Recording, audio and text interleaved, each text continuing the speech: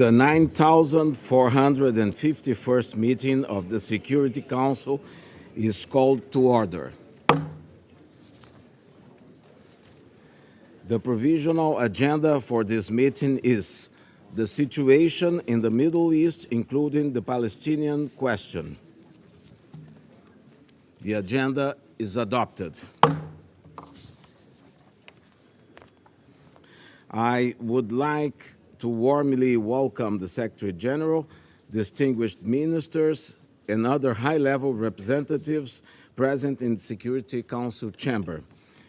Your presence today underscores the importance of the subject matter under discussion.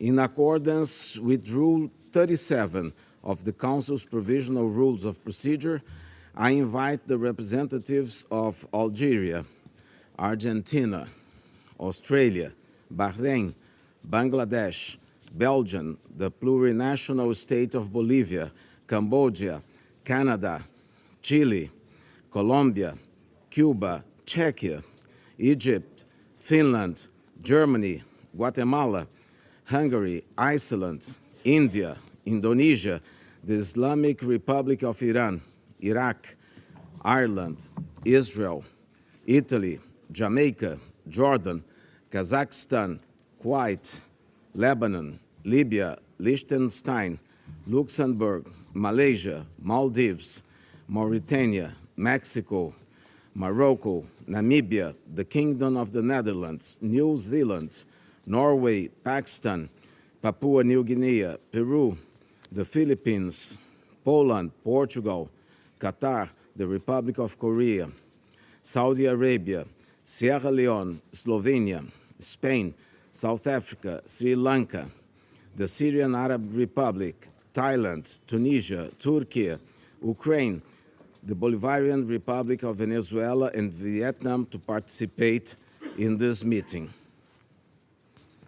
It's so decided. I propose that the Council invite the Minister of Foreign Affairs and expatriates of the observer state of Palestine to participate in this meeting in accordance with the provisional rules of procedure and the previous practices in this regard. There being no objection, it's so decided.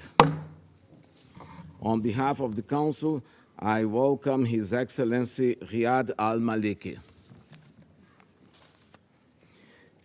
In accordance with Rule 39 of the Council's Provision Rules of Procedure, I invite the following briefers to participate in this meeting.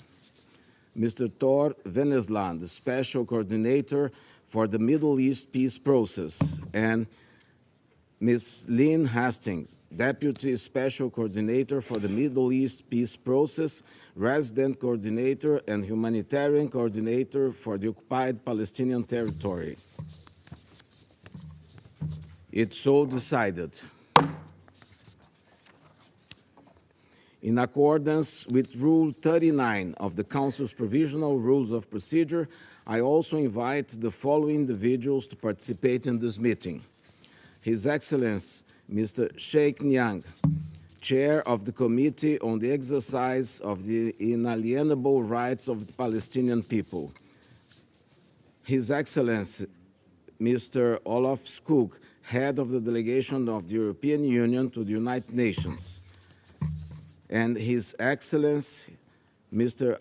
Ahmed Abulghait, Secretary General of the League of Arab States. It's so decided.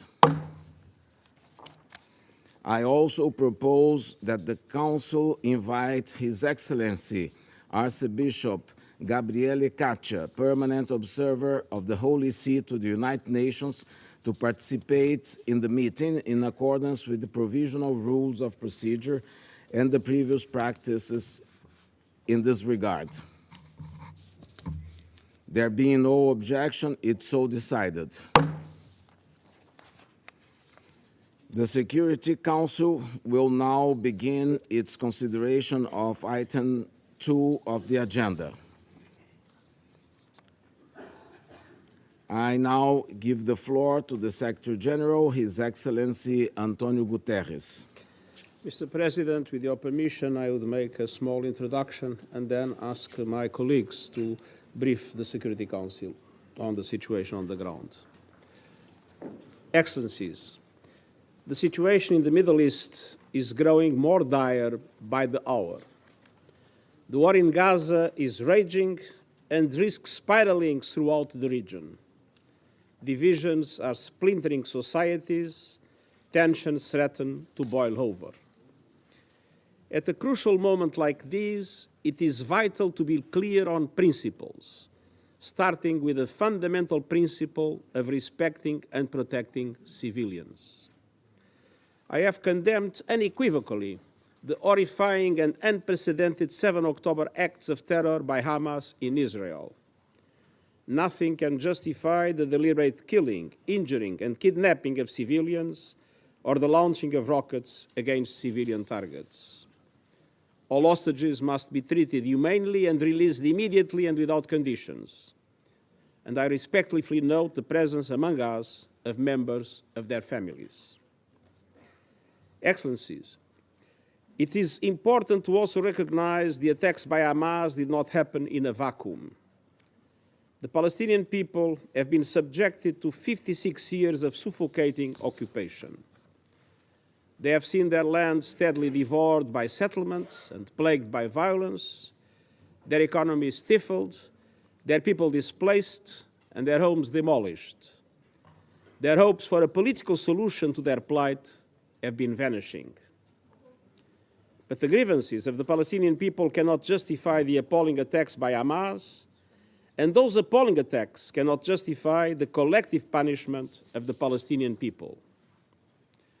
Excellencies, even war has rules.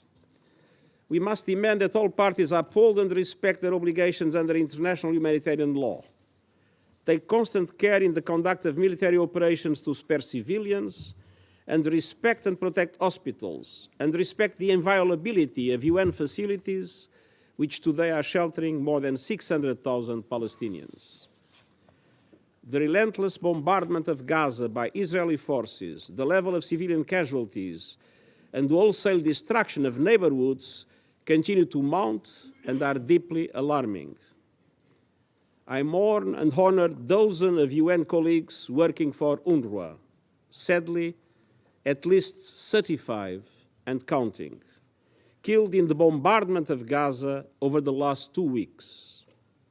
I owe to their families my condemnation of these and many other similar killings. The protection of civilians is paramount in any armed conflict. Protecting civilians can never mean using them as human shields. Protecting civilians does not mean ordering more than 1 million people to evacuate to the south, where there is no shelter, no food, no water, no medicine, and no fuel, and then continuing to bomb the south itself. I am deeply concerned about the clear violations of international humanitarian law that we are witnessing in Gaza. Let me be clear, no party to an armed conflict is above international humanitarian law. Excellencies, thankfully some humanitarian relief is finally getting into Gaza, but it is a drop of aid in an ocean of need. In addition, our UN fuel supplies in Gaza will run out in a matter of days, and that would be another disaster. Without fuel, aid cannot be delivered, hospitals will not have power, and drinking water cannot be purified or even pumped. The people of Gaza need continuous aid delivery at a level that corresponds to the enormous needs, and that aid must be delivered without restrictions. I salute our UN colleagues and humanitarian partners in Gaza working under hazardous conditions and risking their lives to provide aid to those in need. They are an inspiration. To ease epic suffering, make the delivery of aid easier and safer, and facilitate the release of hostages, I reiterate my appeal for an immediate humanitarian ceasefire. Excellencies, even in this moment of grave and immediate danger, we cannot lose sight of the only realistic foundation for a true peace and stability, a two-state solution. Israelis must see their legitimate needs for security materialized, and Palestinians must see their legitimate aspirations for an independent state realized in line with United Nations resolution, international laws, and previous agreements. And finally, we must be clear on the principle of upholding human dignity. Polarization and dehumanization are being fueled by a tsunami of disinformation. We must stand up to the forces of anti-Semitism, anti-Muslim bigotry, and all forms of hate. Mr. President, Excellencies, today is United Nations Day, marking 78 years since the UN Charter entered into force. That charter reflects our shared commitment to advance peace, sustainable development, and human rights.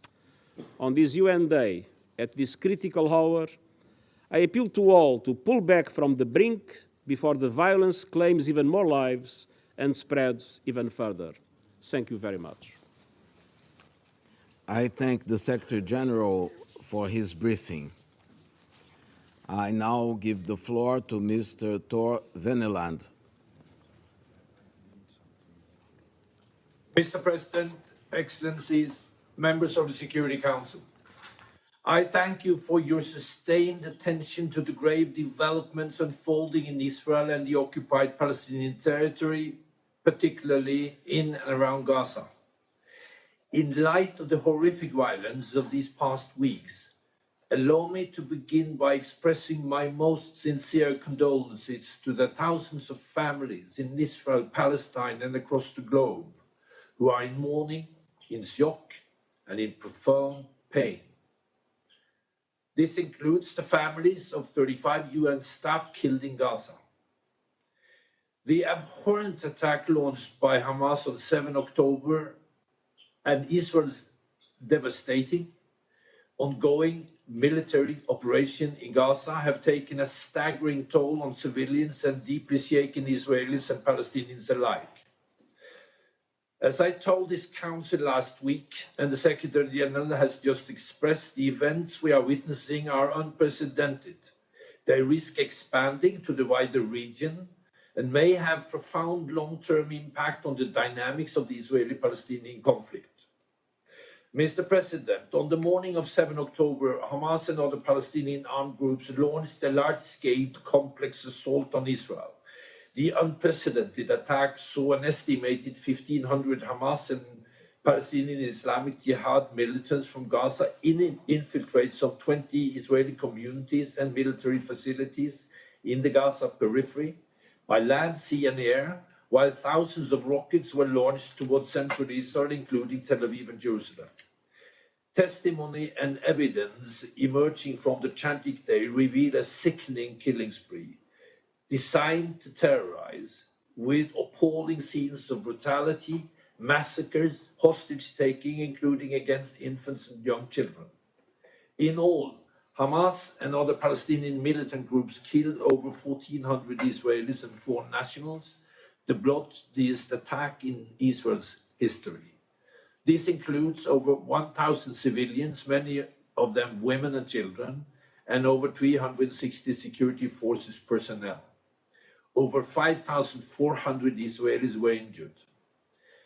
At least 220 civilians, including women and children, as well as soldiers, were abducted and taken into Gaza Strip as hostages.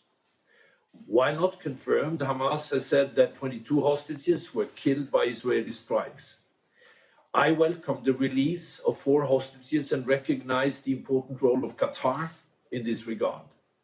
To the families of hostages, some of whom are with us today, the fear and uncertainties you have had to endure is unimaginable.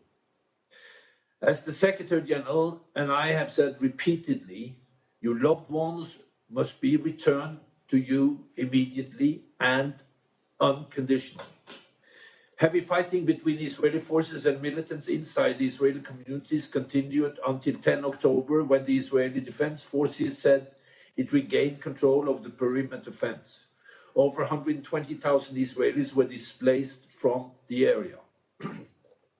Hamas and other Palestinian militant groups in Gaza have continued to launch indiscriminate rocket fire from Gaza into Israel, reaching as far as north as Haifa. To date, according to Israeli sources, some 7,700 rockets have been launched. Mr. President, on the day of the attack, Israeli Security Cabinet declared a state of war for the first time in over 50 years, with the aim of, quote, the destruction of the military and governing capabilities of Hamas and Islamic Jihad, unquote. That same day, Israeli forces began a massive bombardment of what they said were Hamas sites throughout Gaza. Israeli air assaults in the Strip has continued to date, with some 5,000 such sites targeted, according to the IDF. On 8 October, Israeli Minister for Defense announced a complete siege of Gaza, blocking all entry of goods, including electricity, water, food, fuel, and medical equipment. The airstrikes have been devastating and resulted in a staggering number of Palestinian fatalities, a vast number of whom are civilians. Thus far, the Ministry of Health in Gaza has reported over 5,000 Palestinians killed, including 1,100 women, 2,000 children, as well as journalists, medical workers, and first responders, with more than 15,000 injured. Authorities estimate that hundreds more lay dead or injured under rubble as rescue effort languish amid continuous airstrike. Over 1 million Palestinians have been displaced. The level of physical destruction has left entire neighborhoods in rubble, and critical infrastructure has been destroyed or damaged. Schools, including UNRWA schools and hospitals, many sheltering displaced Palestinians, have been hit. Displacement levels are unprecedented. Compounding the destruction from airstrikes, the humanitarian impact has been immense. In this regard, I welcome Egypt's facilitation to open Rafah border crossing on 21 October and reiterate the humanitarian assistance needs to flow safely and continuously into the Strip. I echo the Secretary General's appeal for an immediate humanitarian ceasefire. Lynn Hastings, the humanitarian coordinator in the OPT, will report in full on the humanitarian situation on behalf of the Undersecretary General for Humanitarian Affairs and Emergency Relief Coordinator, Martin Griffiths. Mr. President, the risk of significant further deterioration in the situation of the occupied West Bank or spillover of the conflict in the region remain significant. Violence in the occupied West Bank, including East Jerusalem, already at worrying level, has increased since the outbreak of the war. Israeli authorities have imposed widespread movement restriction and conducted extensive arrests.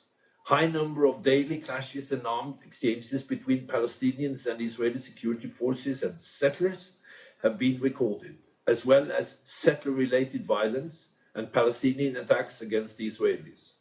Since 7 October, 93 Palestinians, including 27 children, have been killed by ISF or settlers, and 1 Israeli security personnel was killed in an armed exchange. Large demonstrations in solidarity with the Gaza population took place in cities across the West Bank, with some leading to confrontation with Palestinian security forces.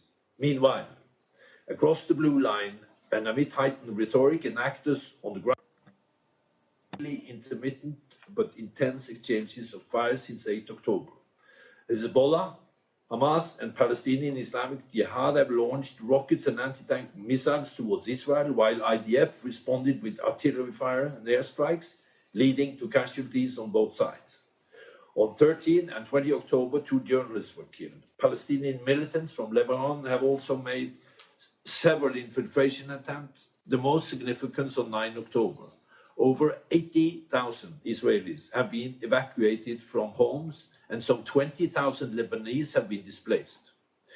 On the Golan, the Israeli Defense Forces responded on 10 October with artillery and mortar shells towards what they said were a number of launches from Syria towards Israel. Syrian state media reported Israeli air attacks on 12 and 22 October, targeting the international airports of Damascus and Aleppo, and on 14 October, Aleppo International Airport. UNDOF continued to engage with both parties, urging them to exercise maximum restraints in respect of their obligation under the 1974 agreement on the disengagement of forces. Mr. President, the Secretary General has been very clear in expressing the UN condemnation of the horrific attacks by Hamas and others on 7 October and deep alarm of the scale of Israeli airstrikes and the scope of civilian casualties and destruction in Gaza. Over this past week, the Secretary General and I have been pursuing any and every opportunity to address the situation on the ground and to prevent further civilian death and misery. It is critical that we, as a united international community, employ all our collective efforts to end the bloodletting and prevent the further expansion of hostilities, including in the region. The stakes are astronomically high, and I appeal for all relevant actors to act responsibly. Any miscalculation could have immeasurable consequences. In this regard, I welcome Egypt's convening of the Cairo Peace Summit on 21 October and the efforts of the state in the region and beyond to address the unfolding humanitarian catastrophe before us and to pave the way for unlocking a real and serious peace process. Mr. President, these devastating events are not divorced from the broader context of the occupied Palestinian territory, Israel, and the region, where dynamics are deeply intertwined. The unresolved conflict and continued occupation shape the reality of every Israeli and every Palestinian. For 15 years, the Palestinian population have been living under militant rule and a strict closure regime as the Palestinian divide hardened. For a generation, hope has been lost, and despair has prevailed for those who see prospect for a more peaceful future pulling still further away. Only a political solution will move us forward. The steps we take to address these crises must be implemented in a way that ultimately advances a negotiated peace and fulfills the legitimate national aspiration of Palestinians and Israelis, the long-held vision of two states in line with UN resolution, international law, and previous agreements. Thank you.